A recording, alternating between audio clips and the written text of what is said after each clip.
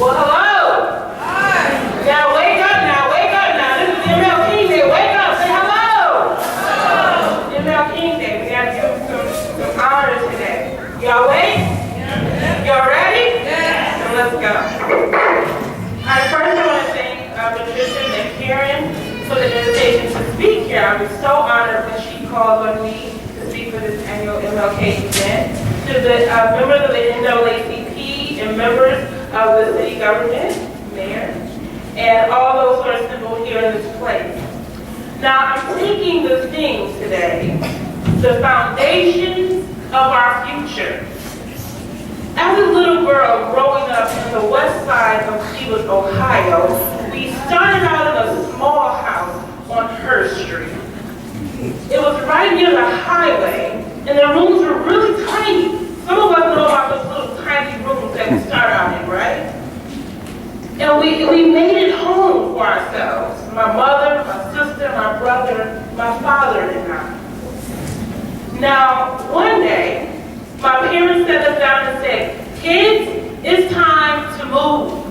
And we were so excited, and we were moving to the big house. We were moving to Marne Avenue.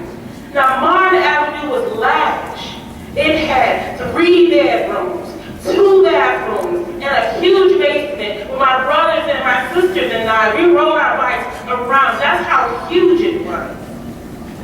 Now, our parents said, this is where we are going to make our home. That house to us meant safety. It meant security. It meant a place where we could call home. We had achieved the American dream.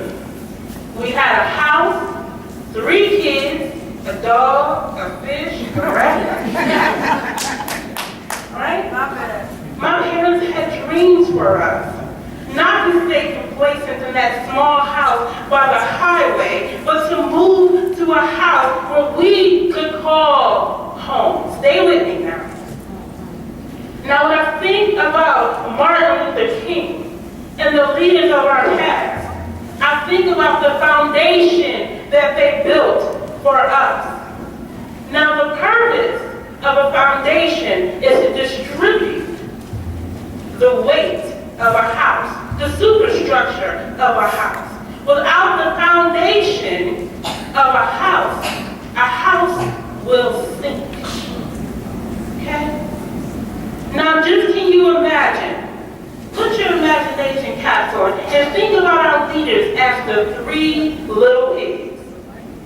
Building their house of straw or sticks, replacing spiritual hymnals with catchy phrases such as this. I build my house of straw, I build my house of hay, I toot my flute and I don't give a hoot and I play around all day. Or I build my house of sticks, I build my house of twigs, I play on my fiddle and I don't give a fiddle and I don't really care all day. What if they were singing those songs? They built their house anywhere on a ground that was in sinking sand. Or did they rest in, lay the foundation, work hard, day in and day out, with blood, sweat, and tears, and sing, I build my house of stone, I build my house of bricks, I have no time to sing and dance while work and play won't mix. You see, they sacrificed all they had to build the foundations that we call our future today. From the tribes of African slaves who were sent to various parts of the world to till the ground, to Harriet Tubman, who led the slaves into the Underground Railroad, of which we are standing of one right here. Martin Luther King believed that we had to create our foundations in freedom because we were building a solid rock on which we stand. All other ground to them was sinking sand. Do you understand me? You alive out there today? Do you hear me? Yes. Next, in the house, we have the structure of the house. When forming the structure of a house, there are many little parts that need to come together in order for that house to come together.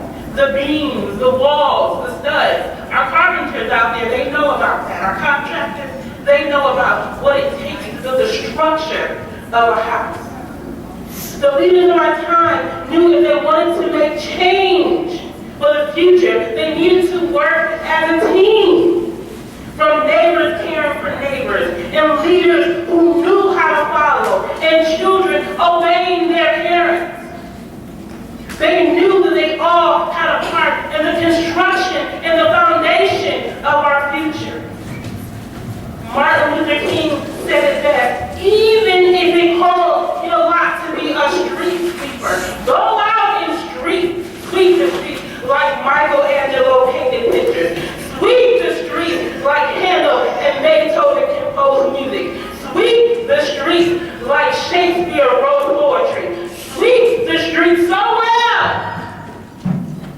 that when the hosts of heaven and earth come down, they have to pause. They gotta stop and say, here lived a great street sweeper, and his job was done well.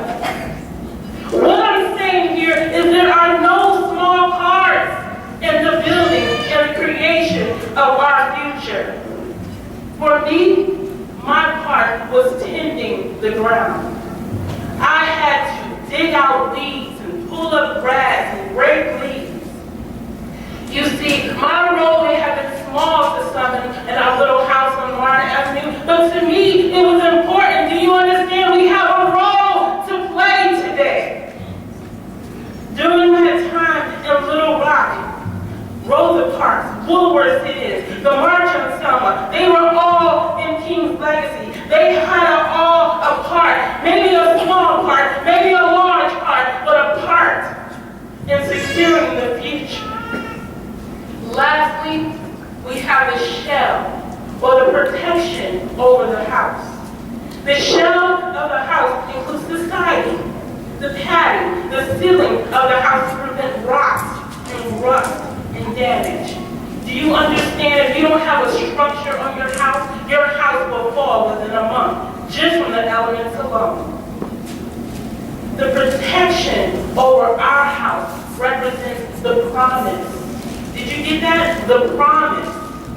The dream that King realized for us.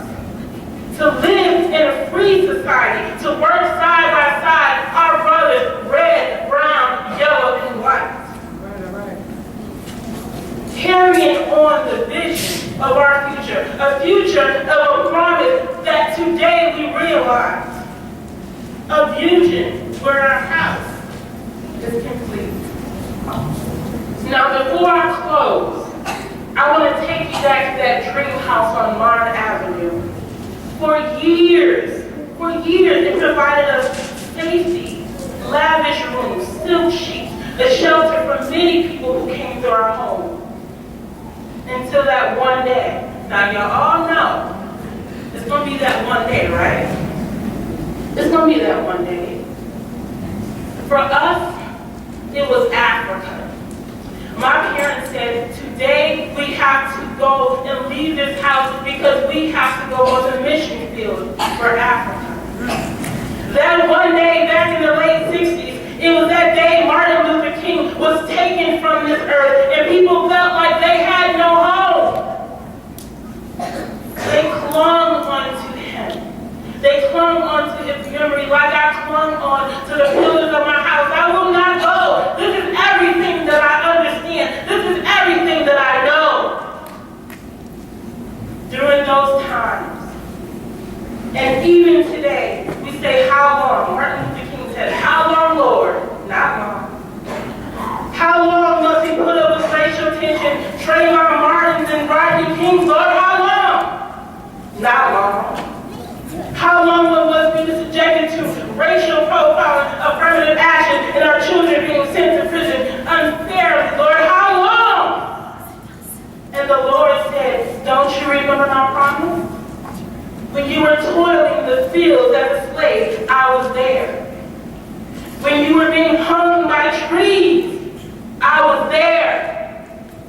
When sticks and water hoses bruised your backs, I was there. You thought you were walking alone, but when you look back, there was footprints in the sand because I was carrying you all this time. I had a bigger house for you, one in which you could see change, one in which change you could believe in. President Barack Obama represents a promise, a dream of a bigger house. A promise by God to Martin Luther King that we would one day reach the mountaintop. But it continues through each and every one of you. Do you understand? It continues through you. Continue to build hopes and dreams that have been laid for us. Continue your care as givers of this community, builders of our children, leaders, educators. Be the change you expect to see in your house. The foundation of our future has been set. The beams have been raised. The nails have been put into the house. Now it's time for Martin Luther King's dream to stay alive. You be the change that will set the foundation of our kids' future. Thank you so much.